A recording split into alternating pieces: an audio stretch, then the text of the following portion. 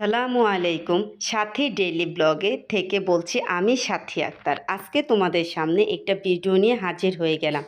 হঠাৎ করে সকালে মেয়ে ছিট্টুটি পিঠা খেতে চেয়েছে, তারপর ভাবি চাল ভিজিয়ে ব্লান্ডারে চালগুলো ফেটে নিল। তারপরে চালগুলো ফেটে নেওয়ার পরে সে গোলার ভিতরে কি তেল দিয়ে দিল। তেল দেওয়ার পরে ভাবি লাকড়ি চুলা, মানে আমি তখন গ্রামে ছিলাম, লাকড়ি চুলা ভাবি ছিট্টুটিগুলো বানাই দিতেছে। মানে আর চিটুরিগুলাকে এত সুন্দর হয়েছে ভাবি, আর এটার সাথে না তেল মিক্স করলে না পিঠাটা বেশি সুন্দর হয়।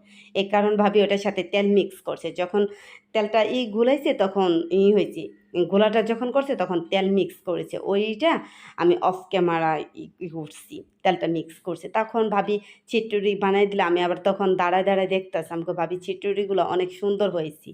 তখন ভাবি বললো কি এভাবে করলে, তারপরে তারপর ভাবির কাছ থেকে আমি আরেকটা নতুন আইটেম শিখলাম।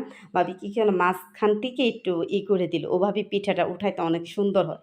এটা আমার জানা ছিল না, আমার একটা অভিজ্ঞতা হয়ে গেল ভাবির কাছ থেকে। তারপরে ভাবি একে একে সব পিঠাগুলি বানিয়ে নিয়েছে।